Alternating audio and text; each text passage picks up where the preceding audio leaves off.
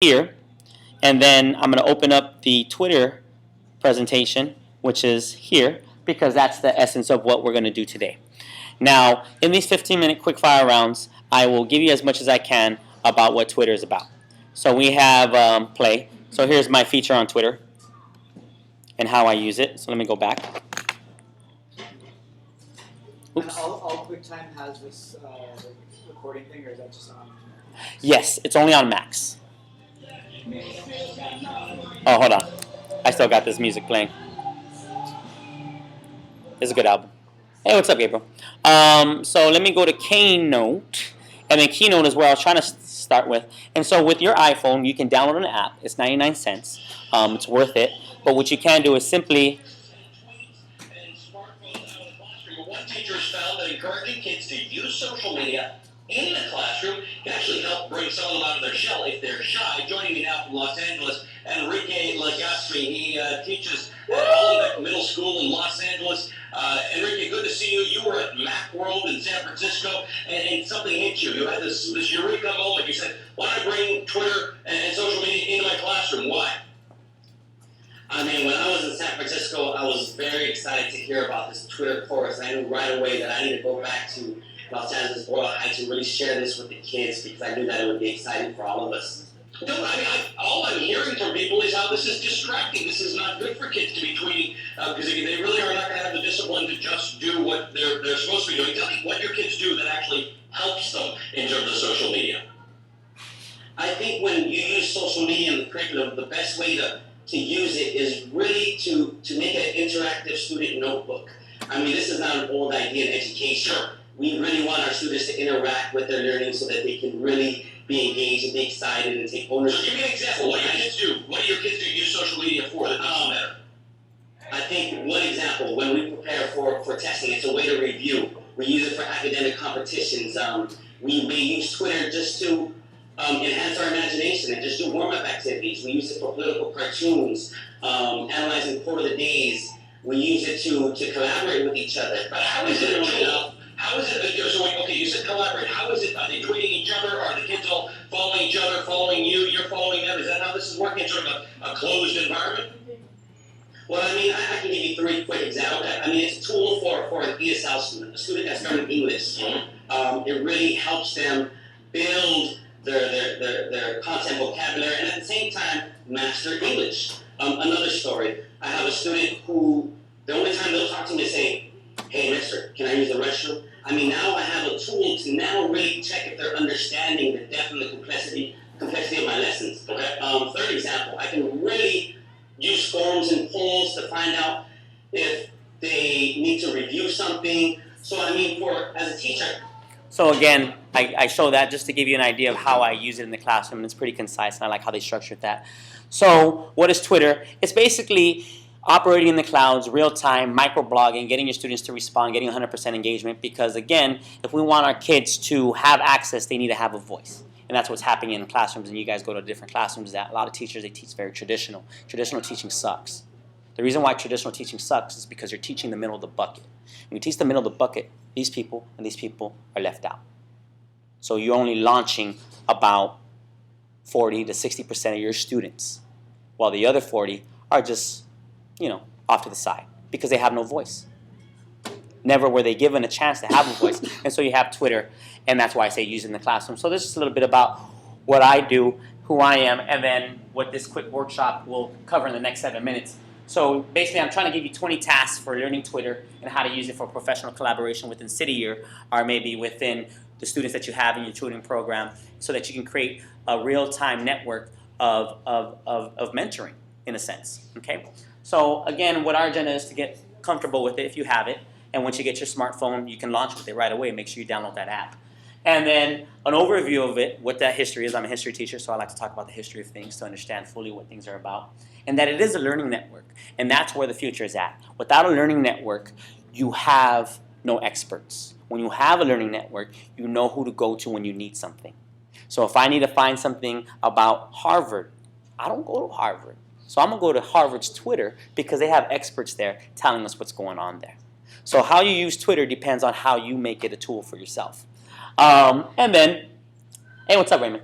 My vision is to get everybody to tweet every day. My vision is to have students increase their communication between each other with Twitter. And also, I really want kids to balance life with Twitter. You know what I mean? Not just think that Twitter is just for academics, but it's also a way to use that voice and advocate for things that you're curious about. Okay?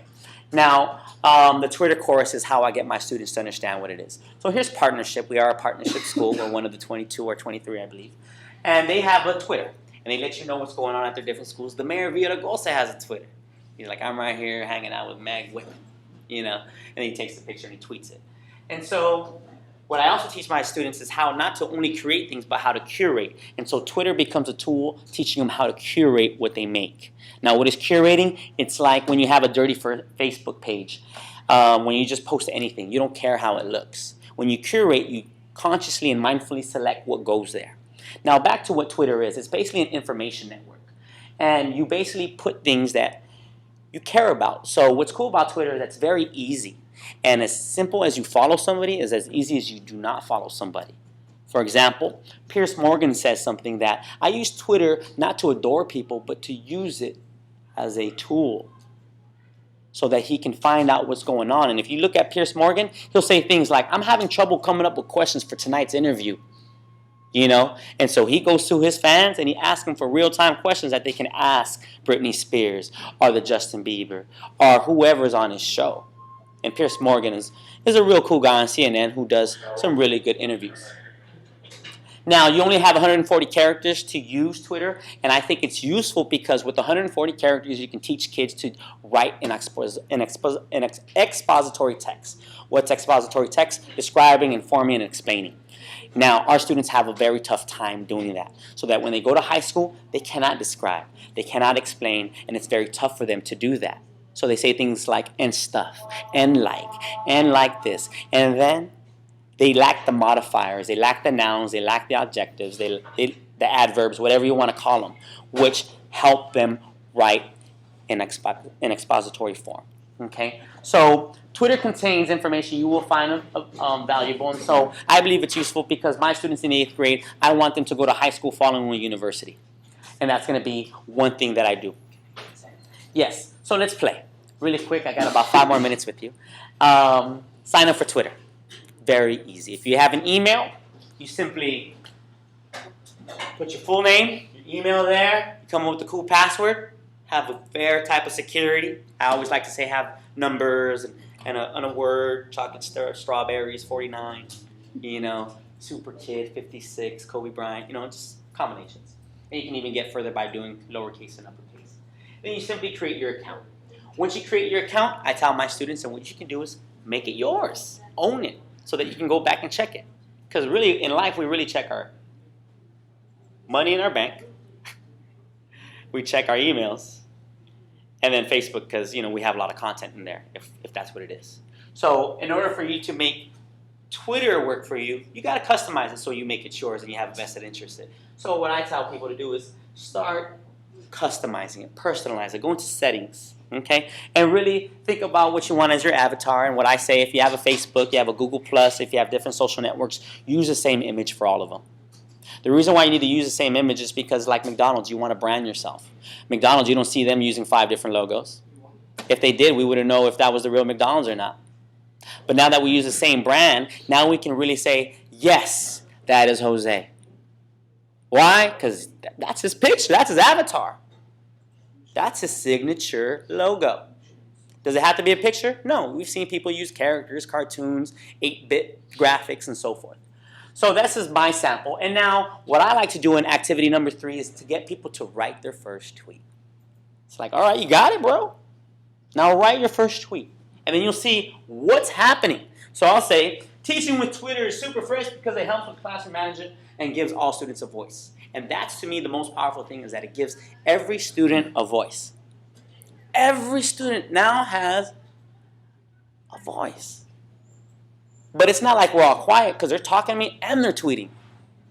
That's even more enduring and more in depth when it comes to content mastery. So we tweeted, and I always like students, let me just go back really quick, to get to the 0. I really want them to maximize that 140, to chunk their expository text to learn. And then I'll even say things like, this one I don't mind you guys getting off and just writing it like it's a text. You can do acronyms, you can do short versions, and then sometimes I say, I need a complete thought. This one, 140 characters. If you need to write on a piece of paper before you go write this tweet, do it. But you need to give me a complete thought. This one, I really want you to think about the word choice, your diction, and your syntax on this. And then sometimes I'm just like, make it ugly. I don't care. We need to talk about this quick. Let's go. Okay. I got 2 more minutes with you. Twitter glossary. So these are just some basic things that you should be aware about once you start Twitter and once you get your smartphone and once you make that purchase and you really start to embrace it, is use hashtags. The beauty of hashtags is now you have a repository. A repository is a storage. Now when we take notes, when we use hashtags, my students can go home or anywhere they go, they can type on that hashtag and access all those discussion notes based off of that hashtag. You don't got to fit it in your back pocket, put it in a folder. You just simply hashtag it, and now you can not only pull conversations, but you can pull hashtags of pictures like City Year Perfect Moments. And so when you type in hashtag City Year Perfect Moments, it's going to take all the pictures of when you guys had those perfect moments in the front of the school, doing those things for the kids, right? Doing those events after school. And so now you have a repository or a playlist of those images, or those conversations, or those videos, or those journals. Because again, remember, Twitter is just like a skateboard or a bike. It's just going to get you from point A to point B. You create content, but you have to share it. Your content means nothing. It's like the kid who keeps the work in his binder. It's like, are you going to turn that in? Because I need to give you points. You know? And so a lot of our students do that. They create, but they don't curate and they don't share. Okay? And you learn that in kindergarten. Really quick, at username, you can follow me at Enrique G. Legaspi. And then what I have students to do is find people to follow. Okay? I get them to find a university. Think of a place that you want to go to. And I really push Ivy League. To me, it is, in my opinion, I want my students to go to a private school because I feel like there's just more resources there. I do advocate Cal States, and I say UCs are great. But if I had a choice, and with them being in middle school, I want to plant the seed of going to an Ivy League. Get out and come back. And so what I have them do, they can't go to Boston, but they can go to their Twitter and see what's going on with Boston, Harvard, MIT, because they all have tweets, and they tweet real cool stuff, man. They tweet student life. They tweet scholarly journals. They tweet new research. And this is the power of Twitter. Okay? And then if you don't like what they're tweeting, we unfollow them. And if you do like what they're tweeting, you retweet it. You favorite it. And now it's in your repository. And you can write an essay later on it. So, with that, I'm a 1 minute over. That's my quick fire round. Create and curate and tweet. So I appreciate the time. And then what I did was I controlled it with my iOS device. So that's how I was able to look at you and not touch anything here. This is off phone, 99 cents. And if you have Keynote on the phone, it's actually free. And then what I was also doing was I went here and I can stop the recording.